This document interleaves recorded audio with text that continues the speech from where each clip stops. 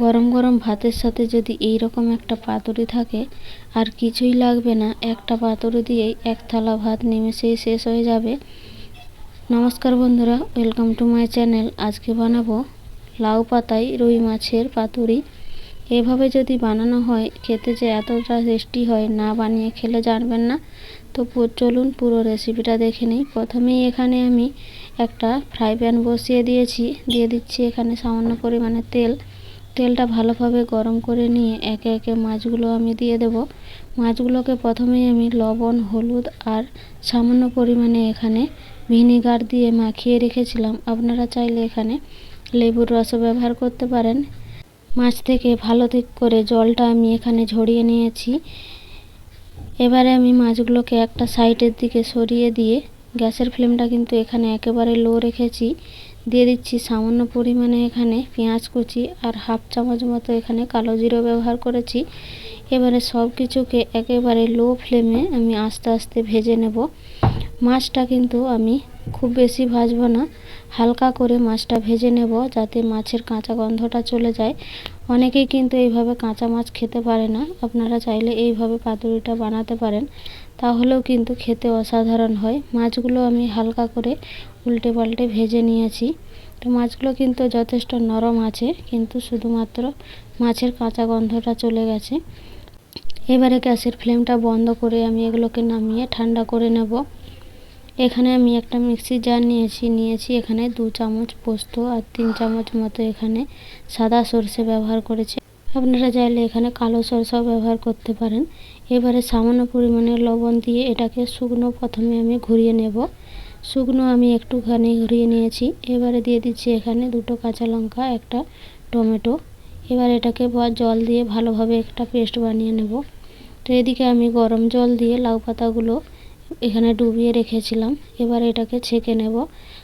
এইভাবে যদি গরম জল দিয়ে ডুবিয়ে নেওয়া হয়, লাউ পাতাগুলো অনেকটাই নরম হয়ে যায়। তো এইভাবে আমি ডুবিয়ে কিছুক্ষণ রেখেছিলাম, তারপর এটাকে আমি ছেঁকে নেব। এবার এদিকে আমি নিয়েছি এখানে মাছগুলো। তারপর যে পেস্টটা আমি তৈরি করে রেখেছিলাম সরষে পোস্তর, সেই পেস্টটা আমি এখানে পুরোটাই দিয়ে দেব। একটু শুকনো শুকনো করে বাটার চেষ্টা করবেন। এবারে আমি এর মধ্যে দিয়ে দিচ্ছি টক দই। ফেটানো টক দই আমি এখানে 1 কাপ ব্যবহার করেছি।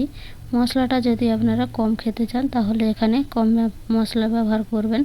দিয়ে দিচ্ছি এখানে হাফ চামচ হলুদের গুঁড়ো, হাফ চামচ লঙ্কার গুঁড়ো, এখানে ছোটো চামচের হাফ চামচ এখানে জিরে গুঁড়ো দিয়েছি। আর দিয়ে দিচ্ছি এখানে সামান্য পরিমাণে লবণ। লবণটা আমি প্রথমেও ব্যবহার করেছি মশলার সাথে। আর এখানে মাছের মধ্যেও কিন্তু লবণ মাখানো ছিল, তো অল্প করে দিয়েছি। এবারে সব কিছুকে ভালোভাবে মিশিয়ে নিয়েছি। তারপর দিয়ে দিচ্ছি এখানে 1 চামচ মতো কাঁচা সরষের তেল।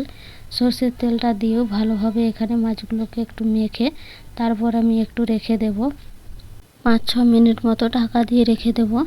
5-6 মিনিট পর এখানে ঢাকাটা খুলে নিয়েছি। এবারে আমি লাউ পাতা থেকে জলটা ঝরিয়ে নিয়ে এখানে আমি পাতাগুলো একে একে নিয়ে নিচ্ছি। তো এই পাতাগুলো কিন্তু খুব একটা ভালো ছিল না, তো তার মধ্যেও আমি বড় বড় দেখে পাতাগুলো নিয়েছি। তারপর এখানে একটা পাতার উপর কিন্তু আরও 2-3টে পাতা আমি এখানে দিয়ে দিয়েছি। তারপর মাছের পিসটা দিয়ে এর মধ্যে মশলা কিছুটা দিয়ে তারপর এখানে আমি চারপাশ থেকে মুড়ে নেব। ভালোভাবে মুড়ে নিয়ে সুতো দিয়ে এটাকে বেঁধে নেব, তাহলে আর কোনোভাবে খুলে যাবে না। সবগুলো আমি এভাবে বানিয়ে নেব। তো এখানে আমি 3টে বানিয়ে নিয়েছি, আর একটা বাকি আছে। সবগুলো বানিয়ে নিয়েছি। এবার একটা ফ্রাই প্যান নিয়েছি। তো যেই ফ্রাই প্যানের মধ্যে মাছ ভেজেছিলাম, ওই ফ্রাই প্যানের মধ্যেই আমি সামান্য পরিমাণে তেল দিয়ে এখানে একে একে পাতুরিগুলো এখানে দিয়ে দেব। গ্যাসের ফ্লেমটা একেবারে লো রেখে এগুলোকে ঢাকা দিয়ে 3 থেকে 4 মিনিট মতো রেখে দেব। 3-4 মিনিট পর ঢাকাটা খুলে নিয়েছি। আবারও এখানে একবার উল্টে দেব।